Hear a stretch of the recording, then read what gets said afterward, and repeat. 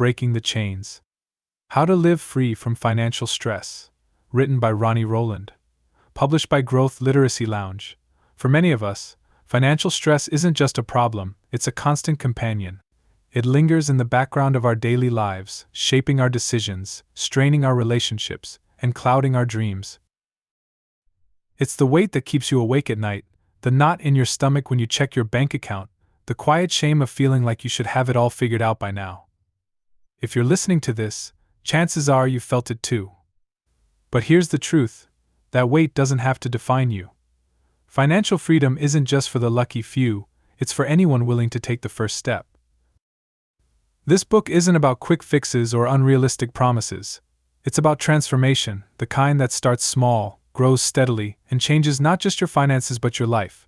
It's about understanding the fears, habits, and beliefs that keep you stuck and learning how to break through them. Most importantly, it's about proving to yourself that you are capable of reclaiming your peace of mind, one step at a time. Through the story of Julie, you'll see that financial stress isn't just a solitary struggle, it's something many of us face, often in silence. Julie's journey is about more than numbers on a spreadsheet. It's about rewriting her money story, redefining what success looks like, and discovering the freedom of enough. Along the way, she finds support in her community. Marcus, a debt survivor who shares his wisdom from the trenches. Sophie, who teaches her to pause, breathe, and confront the emotions behind her choices. Elena, a creative entrepreneur who inspires her to seek opportunities instead of waiting for them. And Nate, a practical financial coach who helps her build sustainable habits. Each chapter offers lessons that Julie learns, lessons you can apply to your own life. Whether it's mastering your mindset, tackling debt, creating opportunities, or finding joy in simplicity, this book will guide you step by step toward financial freedom. This is your invitation to begin.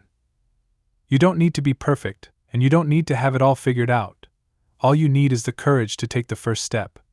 The chain can be broken, and your journey starts here. Chapter 1. The Weight of Financial Fear.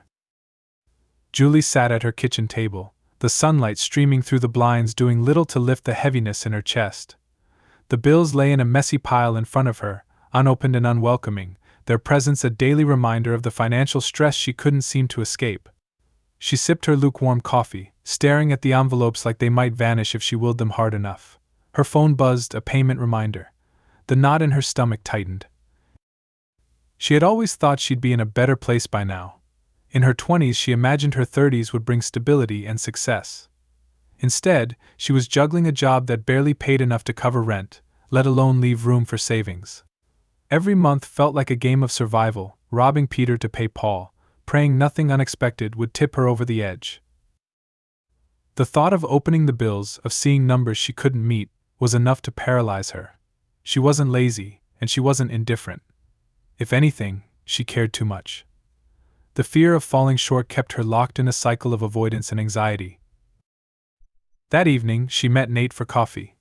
He was her oldest friend, a pragmatic financial coach with a knack for telling hard truths wrapped in compassion. Nate listened as she poured out her frustrations, his expression calm and thoughtful. When she finished, he leaned forward, hands wrapped around his mug, and said, "You're not failing, Julie, you're just stuck. Financial fear is like quicksand. The more you fight it blindly, the deeper you sink." Julie sighed. "But how do I get out of it? Every time I try to make a plan, it feels impossible. I don't even know where to start." "You start by naming the fear," Nate said. "What's the worst-case scenario you're so afraid of? Be honest." "Be honest." She hesitated, then spoke quietly. "Losing everything. Ending up alone, with no one to turn to." Nate nodded. "That fear is valid, but it's not the truth.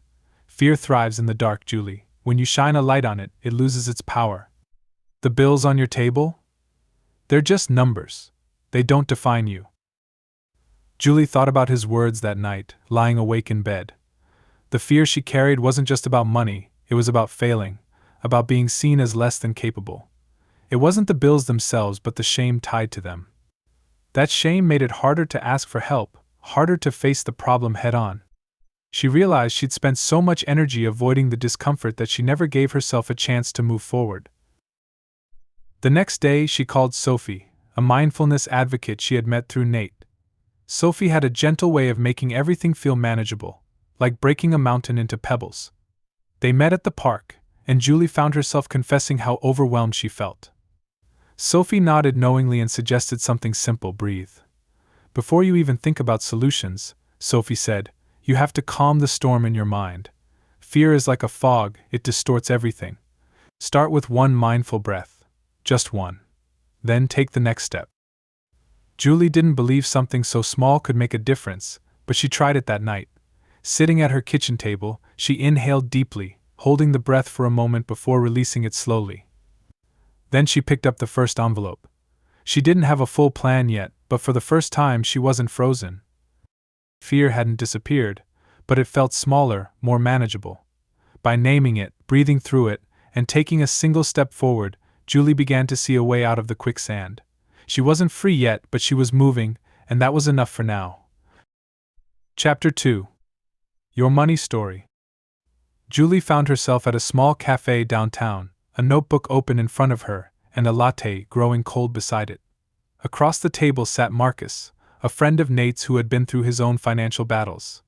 He had once been buried under credit card debt, working 2 jobs just to keep his head above water. Now, he spoke at community events, sharing his story of climbing out of the pit of debt and rebuilding his life. Julie wasn't sure what to expect from their meeting, but she figured anyone who had been where she was might have something worth hearing.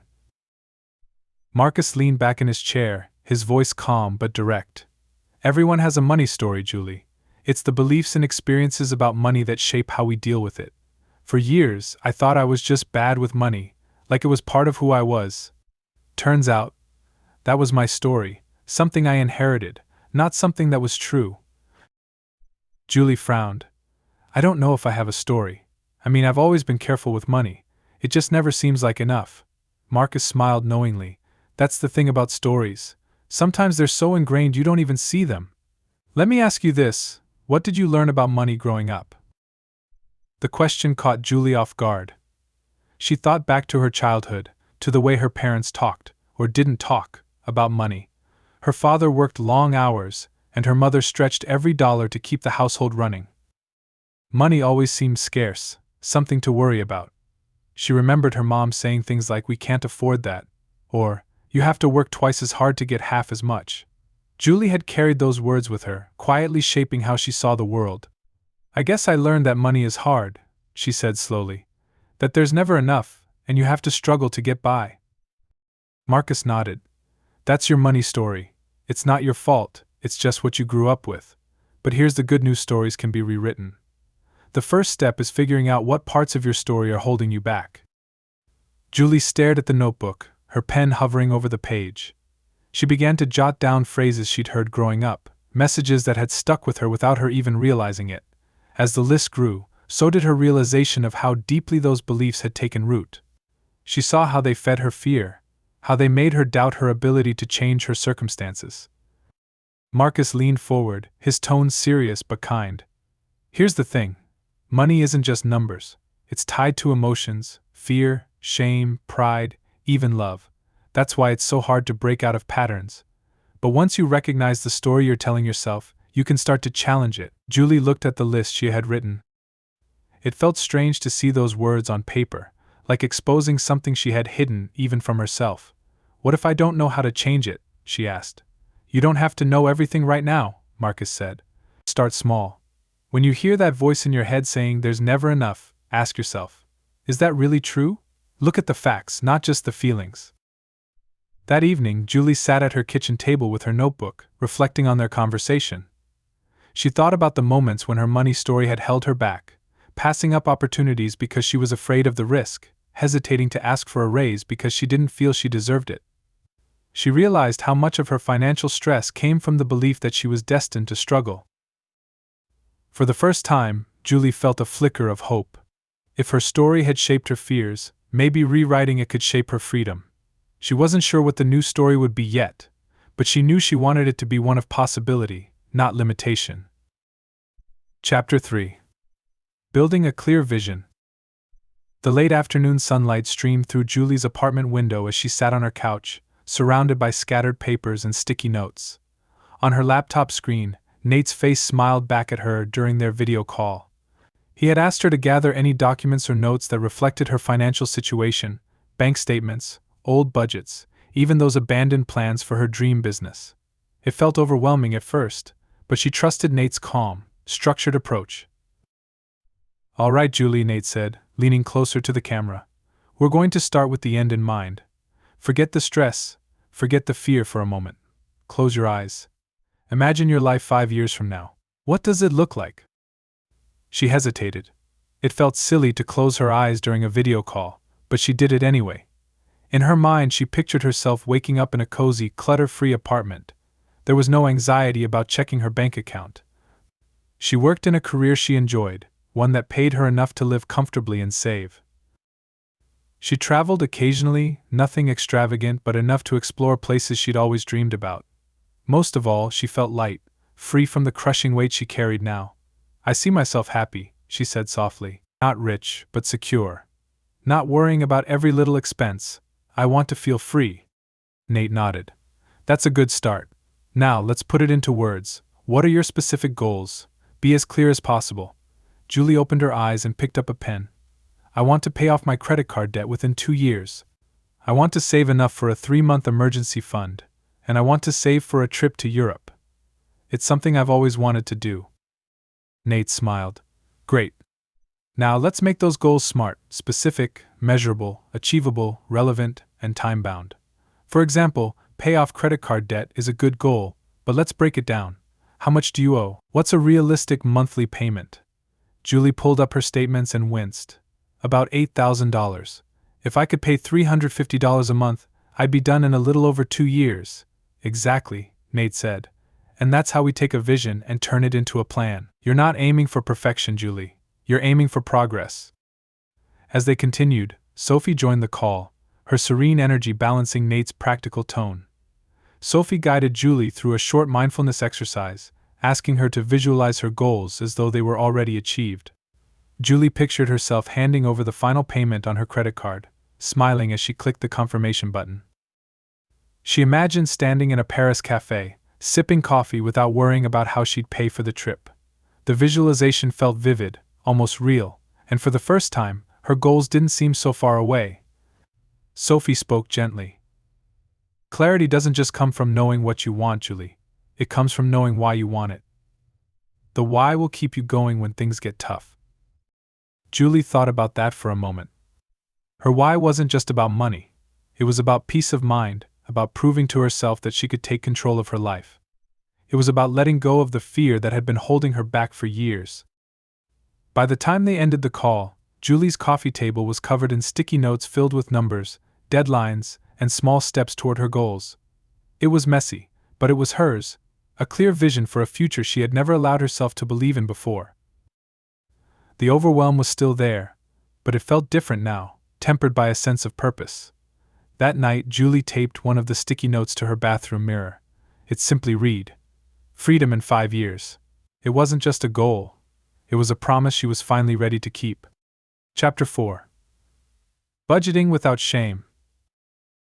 Julie sat at her desk, staring at the blank spreadsheet on her laptop. The idea of creating a budget always filled her with dread. In the past, budgeting had felt more like punishment than a tool, something that highlighted what she couldn't afford and reminded her of everything she'd done wrong. But today, Marcus was sitting across from her, his calm voice guiding her through the process.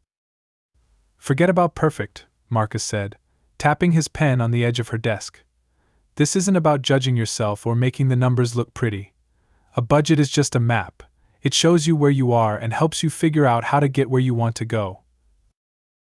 Julie sighed. "I just hate looking at it all. It's like every bad decision I've made is staring me in the face." Marcus shook his head. "It's not about bad decisions. It's about making choices that align with your goals. Look, I've been there. When I first started budgeting, I felt the same way. But then I realized the numbers didn't care about my feelings, they were just information. What matters is what you do with that information." He pulled out his phone and opened his own budgeting app, showing Julie the simple categories he used. "Start small," he said. "Break it down into just a few sections: necessities, savings, and discretionary spending. Don't overcomplicate it." Julie hesitated but started typing. She listed her rent, utilities, groceries, and transportation costs under necessities. Then she added a small amount for savings, something she'd never prioritized before.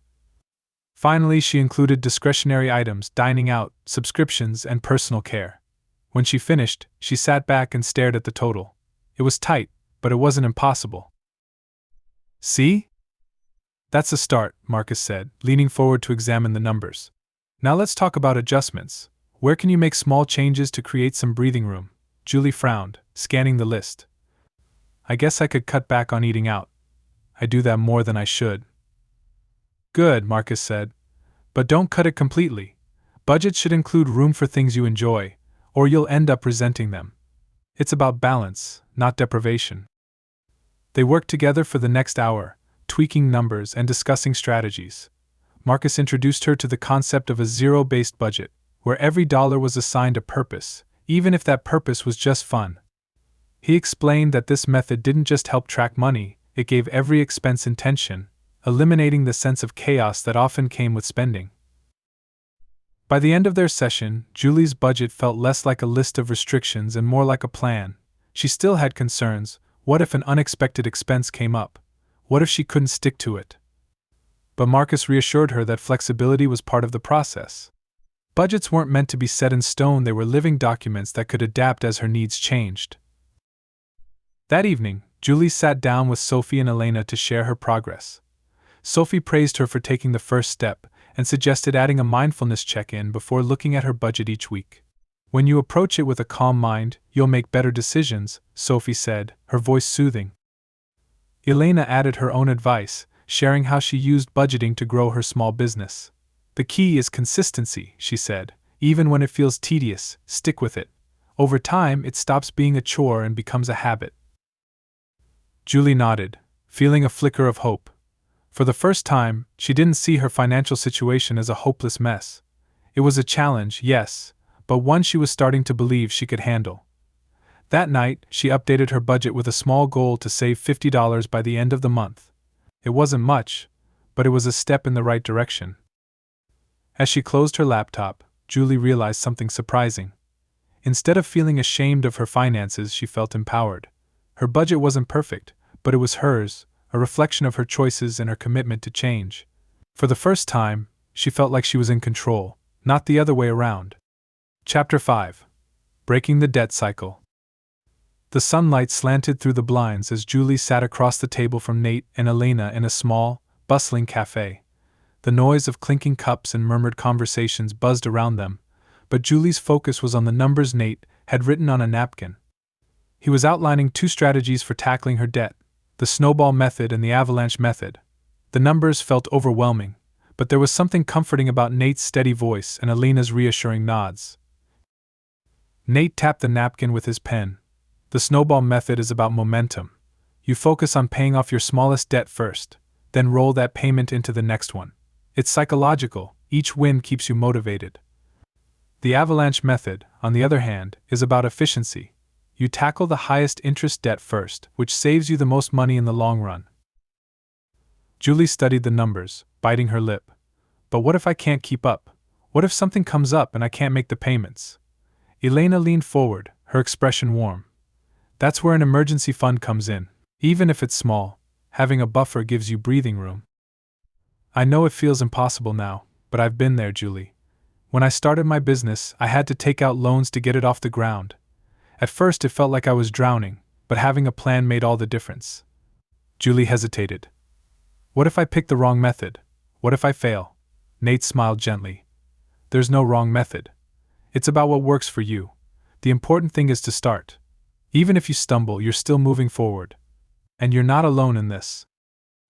Later that evening, Julie sat at her kitchen table with a stack of bills and her laptop.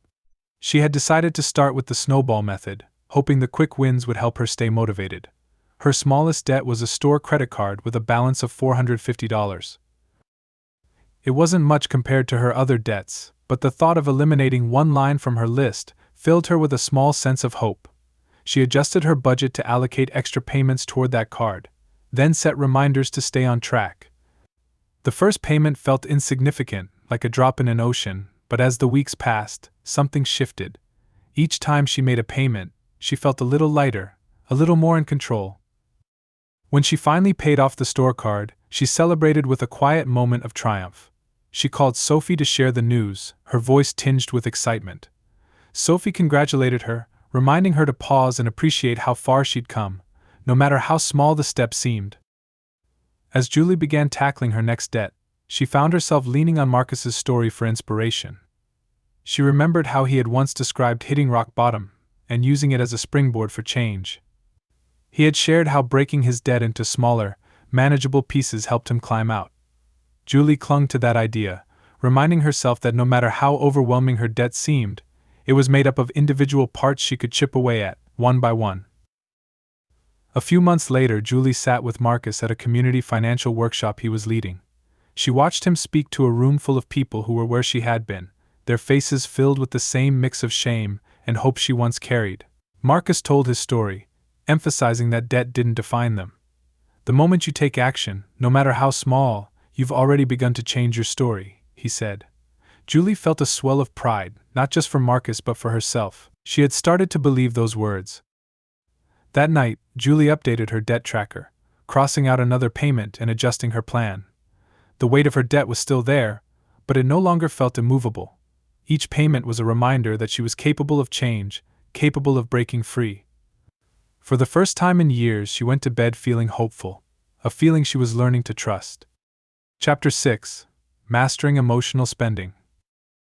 Julie stood in the checkout line, her basket loaded with items she hadn't planned to buy. She stared at the brightly colored notebooks, candles, and skincare products, knowing they weren't necessities. The weight of her week pressed on her, and shopping felt like the easiest way to ease it. As the cashier rang up her items, she felt a familiar pang of guilt. She had promised herself to stay within her budget this month, yet here she was again, trying to soothe her stress with things she didn't really need. Later that evening, she sat on her couch, the shopping bags unopened beside her. She picked up her phone and texted Sophie. "Why do I keep doing this? I know better, but I can't seem to stop." Sophie responded almost immediately, suggesting they meet for tea the next day. At the cafe, Sophie listened quietly as Julie poured out her frustrations. She nodded thoughtfully and then asked, "What were you feeling before you went shopping?" Julie paused, caught off guard. "I don't know. Tired, maybe. Stressed. I guess I just wanted to feel better." Sophie leaned forward. "That's emotional spending. It's not about the things you buy, it's about what you're trying to feel. Shopping gives you a temporary high, but it doesn't address the real issue. Have you noticed any patterns?" Julie thought back to other times she had overspent. It always happened after a hard day at work, or when she felt overwhelmed by her finances. The act of buying something, even something small, gave her a fleeting sense of control and comfort. But it never lasted. The guilt and stress always came rushing back. Sophie suggested a mindfulness exercise. Next time you feel the urge to spend, pause. Ask yourself, what am I feeling right now? What am I hoping this will fix? Then take 3 deep breaths before you decide what to do. Julie wasn't sure it would help, but she agreed to try. The opportunity came sooner than she expected. The following week, after a particularly tense meeting at work, she found herself browsing an online store, adding items to her cart without thinking. But before checking out, Sophie's words came to mind. She paused and put her phone down. Closing her eyes, she took 3 slow breaths and asked herself what she was feeling. The answer was clear: she was frustrated and drained, and she wanted something to distract her from it. Instead of completing the purchase, Julie decided to take a short walk. The fresh air cleared her head, and by the time she returned, the urge to shop had passed. She felt a flicker of pride for resisting, and though it was a small victory, it mattered. Over the next few weeks, Julie began noticing her triggers. She realized she often turned to shopping when she felt out of control, whether at work or with her finances. With Sophie's encouragement, she started journaling to identify those feelings and brainstorm healthier ways to cope. Sometimes it was a walk, other times she called a friend or brewed a cup of tea and sat quietly for a few moments. Each time she resisted the urge to spend, her confidence grew. One afternoon, Julie shared her progress with Elena, who was delighted to hear about her newfound awareness. Elena shared her own struggles with emotional spending, admitting that she used to buy expensive gadgets to mask her insecurities as a business owner. "You're not alone in this," Elena said. The key is finding what actually fills the void, instead of trying to cover it up. That night, Julie looked at her budget and smiled. For the first time in months, she was on track. Emotional spending hadn't disappeared entirely, but she felt more in control. It wasn't just about saving money, it was about learning to face her emotions instead of running from them. Julie felt stronger, more grounded, and ready to keep building the life she truly wanted. Chapter 7. The Power of Community. The room buzzed with quiet chatter as Julie stepped into the community center. Chairs were arranged in a circle, and a small group of people sat with notebooks and coffee cups, waiting for the meeting to start. Marcus had invited her to join the financial support group he led, and though Julie was nervous, she had agreed to come. She had spent so much time feeling like her financial struggles were a solitary burden. The idea of sharing her story with strangers felt intimidating, but she was curious about what this group might offer. Marcus greeted her with his usual warm smile and introduced her to the others. There was Nadia, a single mother working to rebuild her credit after a divorce. Jake, a young teacher struggling with student loans. And Serena, a retiree navigating the challenge of living on a fixed income. Each person had a story, and Julie quickly realized they weren't so different from hers. When the meeting began, Marcus shared his vision for the group. "We're here to remind each other that no one has to face financial stress alone," he said. "Money is personal, but it doesn't have to be isolating. We're here to learn, to support, and to grow together." As the meeting went on, people took turns sharing their experiences. Nadia spoke about the shame she felt when her card was declined at the grocery store. Jake admitted he avoided opening his loan statements because the numbers made him feel sick. Serena talked about the guilt she carried for not saving more when she was younger. Julie listened, her heart heavy but also comforted. For the first time, she saw her struggles mirrored in others, and it made her feel less alone. When it was her turn to speak, Julie hesitated. Her throat tightened as she looked around the circle. "I've always felt like I'm the only one who doesn't have it figured out," she said finally. "But hearing all of you, it helps. I'm tired of carrying this on my own. I want to do better. But I don't know how." The group responded with nods and encouraging words. Serena leaned forward and said, "You're already doing better, Julie. You showed up. That's the hardest part." After the meeting, Marcus pulled her aside. "How did it feel?" he asked. "Relieving," she admitted. "I thought I'd be judged, but instead, I feel supported. Like I'm not alone in this." "That's the power of community," Marcus said.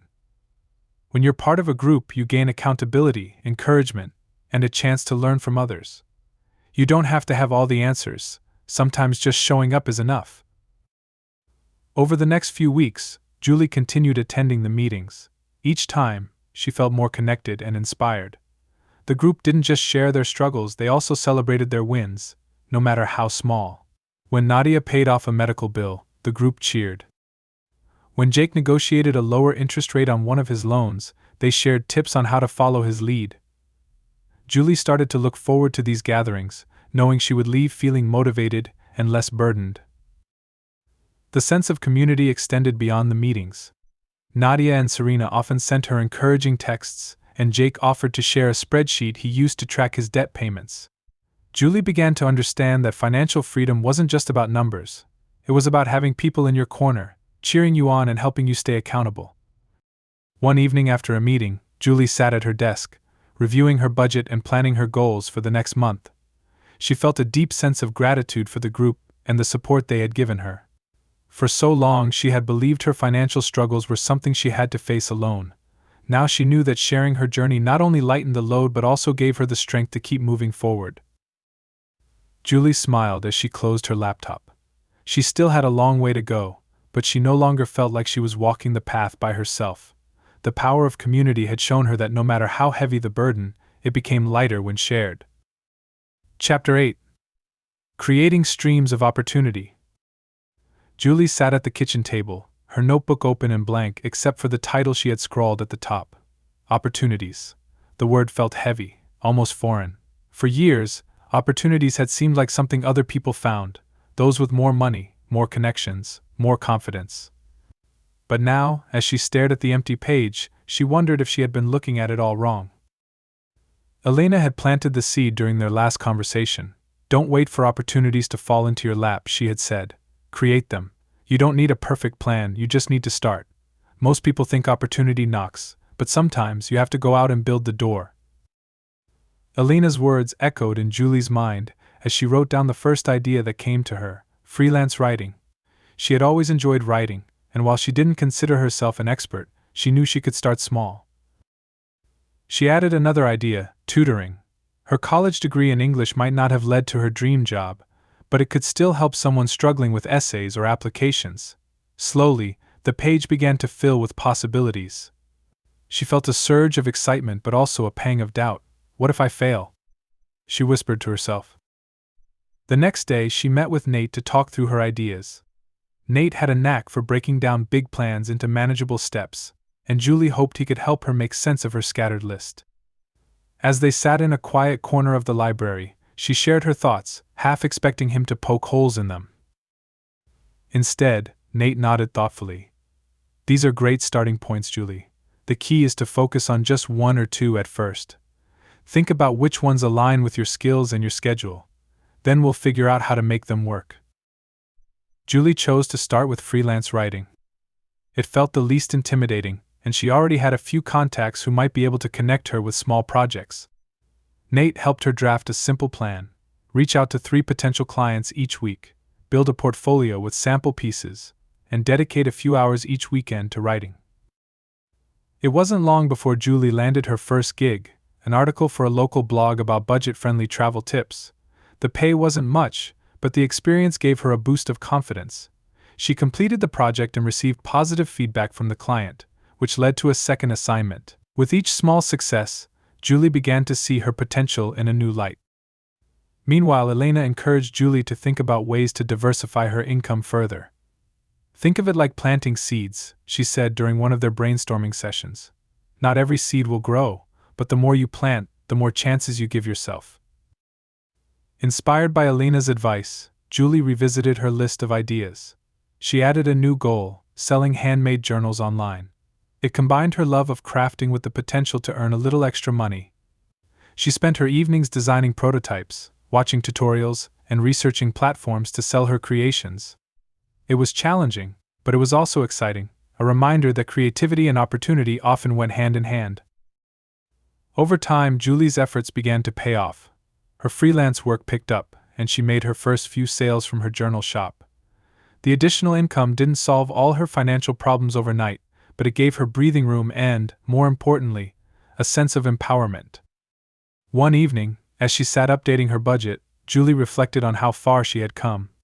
She had spent years waiting for something to change, only to realize that the power to create change had been within her all along. Each small step she took, every pitch, every sale, every new idea, was a step toward the life she had once thought was out of reach. Julie smiled as she wrote a new title in her notebook: Wins. She filled the page with everything she had accomplished, no matter how small. Each entry was proof that opportunities weren't just something to find, they were something to build. Chapter 9. The Freedom of Enough.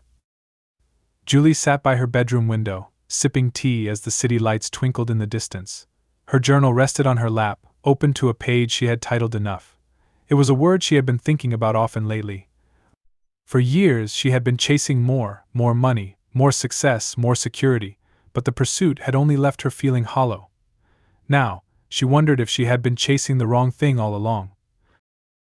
The shift had started during a quiet conversation with Sophie a few weeks earlier. They had been walking in the park when Julie admitted how tired she felt, not just physically but emotionally. It's like no matter how much progress I make, it's never enough, Julie had said. Sophie stopped and turned to her. Have you ever asked yourself what enough looks like? The question had stayed with Julie, quietly unraveling the beliefs she had carried for so long. She realized she had never defined enough. She had been striving for an ever-moving target, always out of reach. That endless striving had been exhausting, not empowering. What would happen, she wondered, if she stopped chasing more and started embracing enough? To explore the idea, she began simplifying her life. She started with her wardrobe, clearing out clothes she hadn't worn in years. As she filled donation bags, she felt a surprising sense of relief. Each item she let go of felt like shedding a layer of stress.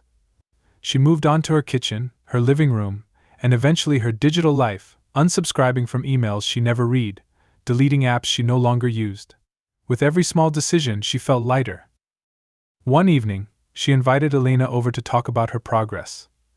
Elena, ever the entrepreneur, had embraced minimalism early in her career, using it to stay focused on her goals. She nodded approvingly as Julie described her decluttering journey. "Simplicity gives you clarity," Elena said. "When you strip away the excess, you can focus on what truly matters. That's when you find freedom." Julie began applying the same mindset to her finances. She reviewed her budget and looked for areas where she could simplify further. She canceled a few subscriptions she rarely used and decided to stick with one streaming service instead of 3. She scaled back her discretionary spending, not out of guilt but out of a desire to align her money with her values. She realized that her happiness didn't come from things, it came from experiences, relationships, and the peace of mind that came with knowing she was in control of her choices. As the weeks passed, Julie noticed subtle but profound changes. She no longer felt the same pull to scroll through online stores or chase after trends. Instead, she found joy in the small moments: an afternoon spent reading a library book, a quiet dinner with friends, a walk through her neighborhood. Her definition of abundance began to shift. It wasn't about having everything, it was about appreciating what she already had. One afternoon, she met Marcus for coffee. She shared her newfound perspective, and Marcus smiled knowingly. "You figured out one of life's biggest secrets," he said. "Enough isn't about settling, it's about choosing what matters. When you know what enough looks like, you stop wasting energy on things that don't." Julie thought about his words as she drove home that day. She realized how much of her life had been spent trying to meet expectations that weren't even hers. Now, for the first time, she felt free to set her own. Enough wasn't about limitation, it was about liberation. It gave her the space to breathe, to focus, to truly live. That night, as she sat by her window, she wrote in her journal, "Enough is when I feel at peace. Enough is when I know I'm moving forward, even if the steps are small. Enough is when I trust that I'm already whole." She closed the journal with a smile, feeling lighter than she had in years. Chapter 10. Your Future Self, Unchained. Julie stood in the middle of her living room, staring at the space that had once felt chaotic and overwhelming. The clutter was gone, replaced with a sense of calm and simplicity. Her desk was organized, her bills neatly filed, and a vision board hung on the wall, filled with images and words that reflected the life she was building. It wasn't perfect, but it was hers, a testament to the progress she had made over the past year. She sank into the couch with a deep sigh, a mixture of exhaustion and gratitude washing over her. Her mind drifted to all the small victories that had brought her to this moment. The first time she opened her bills without fear. The quiet satisfaction of sticking to her budget. The pride of paying off her smallest debt. The support group meetings where she found connection instead of shame. Each step had felt insignificant on its own, but together, they had transformed her. That evening, her friends gathered to celebrate her progress. Marcus arrived first, carrying a box of pastries, his face lit with pride as Julie shared her latest milestone, paying off her second credit card. He reminded her how far she had come, reflecting on her early days in the support group when she had been unsure of where to start. Elena arrived next, a bottle of sparkling cider in hand. She beamed as Julie talked about her side projects, which had grown from small experiments into consistent sources of extra income. Sophie and Nate came together, both equally eager to toast to Julie's accomplishments. As they sat around the table, laughing and sharing stories, Julie felt a deep sense of gratitude for the people who had walked this journey with her. They had been her guides, her cheerleaders, and her safety net when things felt impossible. She realized how much their support had shaped her growth, and she made a mental note to pay it forward whenever she could. At one point, Sophie raised her glass and asked Julie, "What's next? What does the future look like now that you've broken free?" Julie paused, thinking about the question. The old version of herself would have panicked at the idea of planning too far ahead, but now she felt steady. "I think it looks like freedom," she said finally. "Not just financial freedom, but freedom to live on my own terms. To focus on what really matters, without fear holding me back." Her answer sparked a lively discussion among her friends, each of them sharing their own definitions of freedom. For Marcus, it was about giving back to others who felt trapped by debt. For Elena, it was about building a legacy through her business. Sophie talked about finding joy in the present, while Nate emphasized the power of helping people find clarity and confidence. Julie listened, inspired by how each of them had turned their struggles into purpose. Later that night, after her friends had left, Julie sat alone with her journal. She opened to a fresh page and wrote at the top, "My future self." She imagined herself 5 years from now, living the life she had once thought was impossible. She saw herself debt-free, with a healthy savings account and the ability to travel. She pictured herself mentoring others, sharing her story to inspire hope. Most of all, she saw herself at peace, no longer defined by fear or scarcity, but by possibility and purpose. As she closed the journal, she reflected on the journey that had brought her here. The fear that had once paralyzed her was no longer in control. The habits she had built, budgeting, simplifying, creating opportunities, were now second nature. She wasn't perfect, and the journey wasn't over, but she had learned that progress mattered more than perfection. For the first time in years, Julie felt truly free.